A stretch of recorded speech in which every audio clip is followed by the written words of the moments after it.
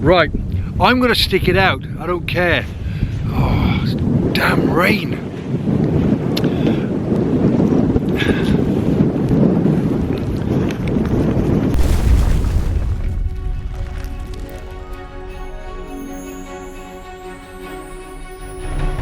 Hi guys, and welcome to this week's vlog.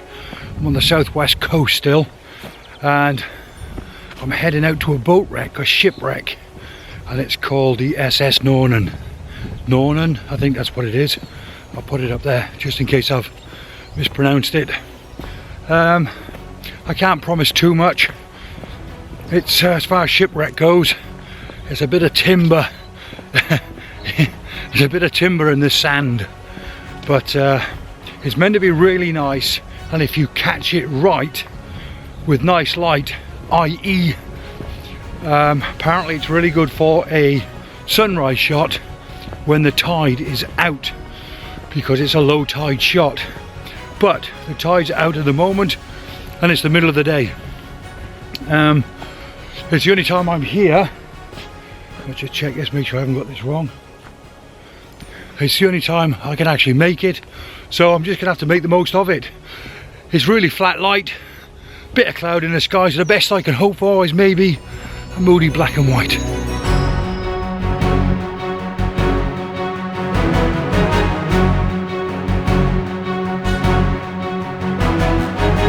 Wow, I've just seen it for the first time. It's way bigger than I thought it was going to be. Bit of a backstory, by the way, with regards to this wreck. 1897, it ran aground with 10 crew members on board and a little doggy, and they all survived. It doesn't quite make the shipwreck so macabre when you photograph it now, to think that nobody actually died on it, but to think that this ran aground in 1897, and it's just been lying here getting pounded day after day, night after night, year after year. Wow. In that case, I'm quite surprised there's as much left of it as there actually is. Very impressed.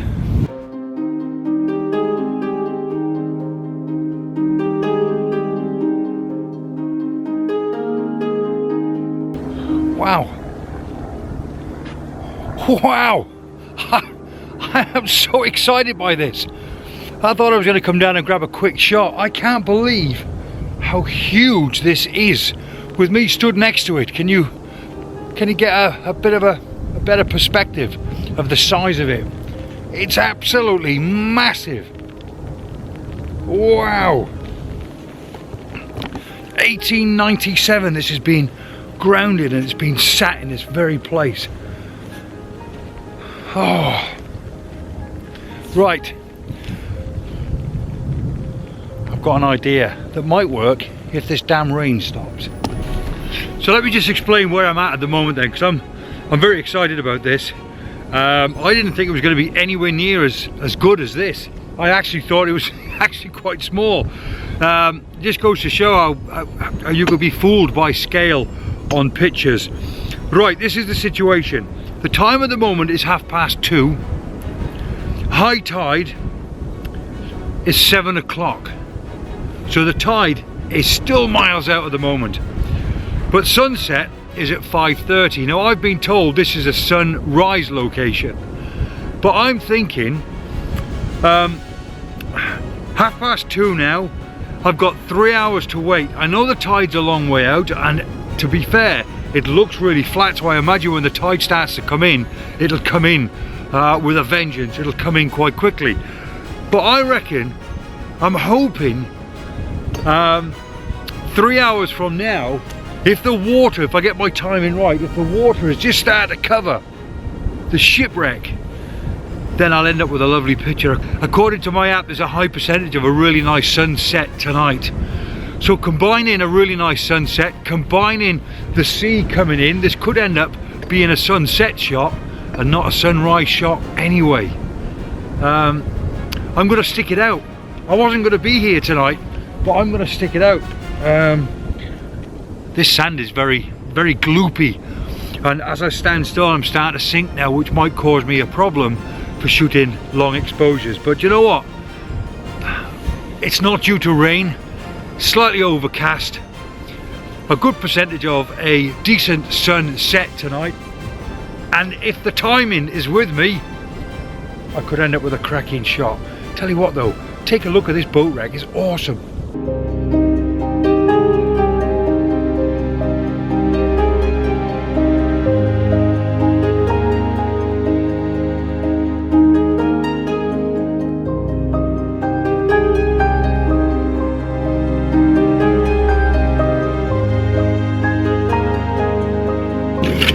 Right, made a decision. Got 3 hours to wait, so I'm going to head back to the car for 2 hours because I can get a coffee and some refreshments. I need some fruit as well, part of my 5 a day. I got a box of Jaffa cakes with my name on it. I'll be back in 2 hours from now. Suitably refreshed with my 5 a day and heading back towards the beach, heading back towards the boat wreck. There's an hour and 20 minutes off sunset, so I'll be interested when I go over this dune, because I haven't seen the sea yet, to find out where the tide's currently at. So fingers crossed the sea will still be out quite a bit and I get lucky with my timing.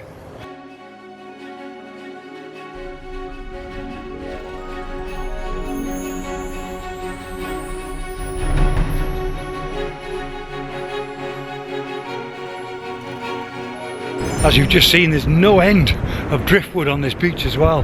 So if you wanted to fabricate a shot, maybe put a bit of driftwood down as foreground interest, your world's your oyster.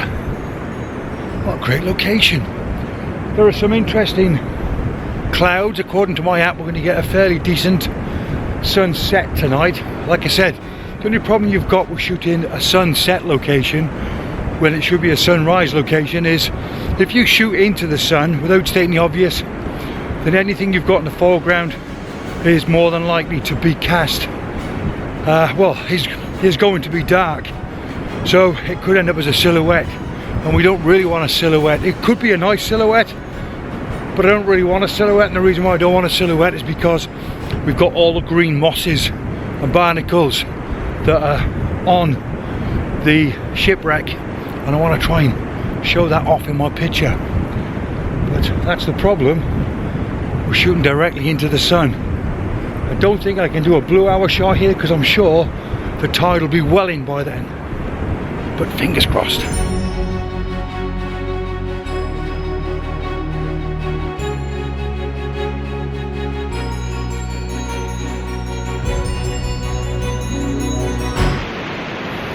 I'm literally going to get 1 or 2 shots. I have never seen a tide come in so quick in all my life.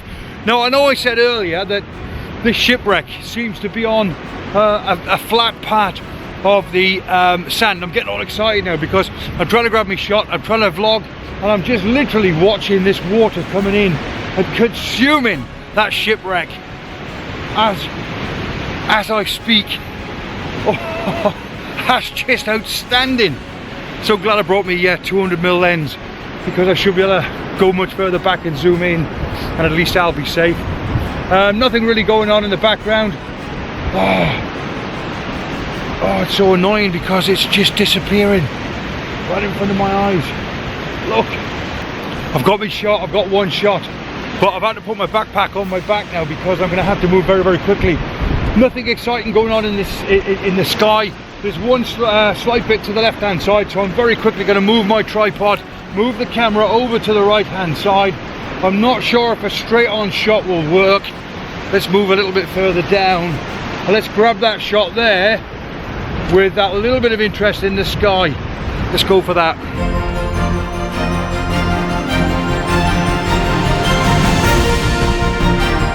Oh man, this is fairly intense. I've just set my tripod up on there with an 8.5 minute time lapse just to show you the tide coming in, and quite literally within a minute and a half I had to go and grab my camera. I've already had to run into the water to retrieve my tripod, and it was still shooting a 2-minute exposure. Didn't actually realise that, so clearly that didn't work. I've just got it. I've got it.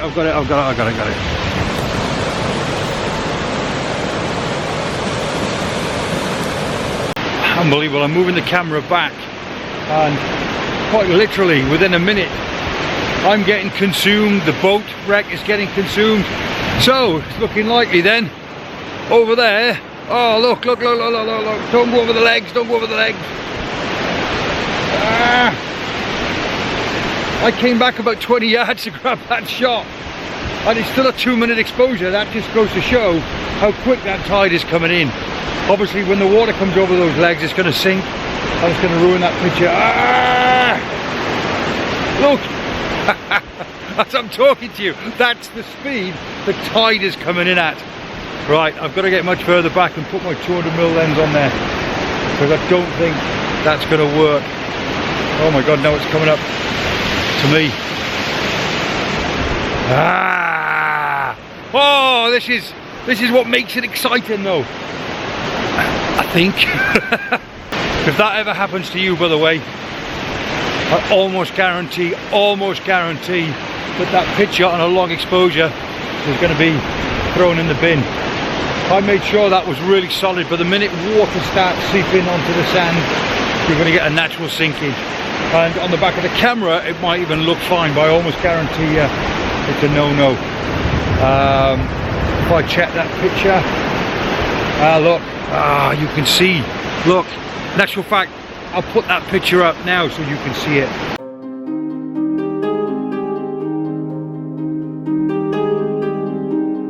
This camera's been pretty much on all this time, and the minute I keep coming back, the tide is up beside us all the time. I have never known anything like this in all my life.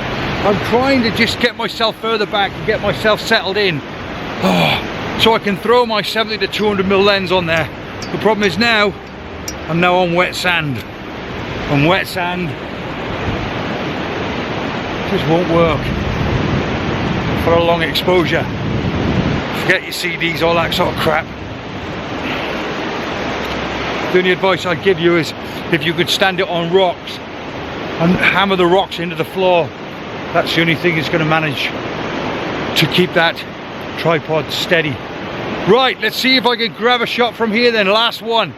Woo, intense. Okay, 30 minutes then for sunset.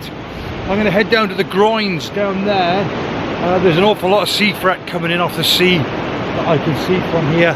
Not sure how that will affect my image, but potentially we could have a nice sky. Just darken that down and you'll understand what I mean. So already potentially we could have a nice sky, and over here very interesting.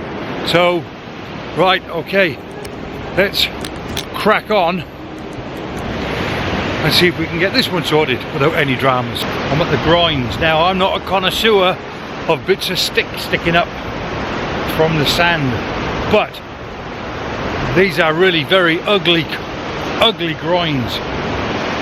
I got 25 minutes to wait until sun sets. In the background there you can't see it, it's too bright on my screen, but I'm not even going to entertain getting set up just yet. I'm going to wait literally until there's 5 minutes to go, then I'll know exactly where to stand, because this tide is still rushing in. But no, this is very busy for me. I don't mind taking pictures of groins. Like I say, I'm not a connoisseur when it comes to sticks sticking up, bits of wood, lumps of wood sticking up from the sand. But these really are quite ugly. If you catch it with the light on them, then you get the nice green moss. But geez, just as I'm stood here, look, that's in seconds. It's insane, absolutely insane. And this will probably consume me now. Look, straight over my feet. Look, how nuts is that? It's crazy. That's it, my vlog here is done. What a challenging one this has been. I've really enjoyed it though. Shipwreck gone, finished, gone into the abyss until the tide comes back out again. I'd love to do that actually. I might get my timing right and try and figure out when the tide's going out relative to a sunrise, blah blah blah. But you'd be surprised how difficult that can be. Just want to say before you disappear, before you check these pictures out, thank you very much indeed for your continued support. For everybody who's already subbed, thank you very, very much indeed. 33,000 subs. That's beyond my wildest dreams. So thank you very, very much indeed. That's it.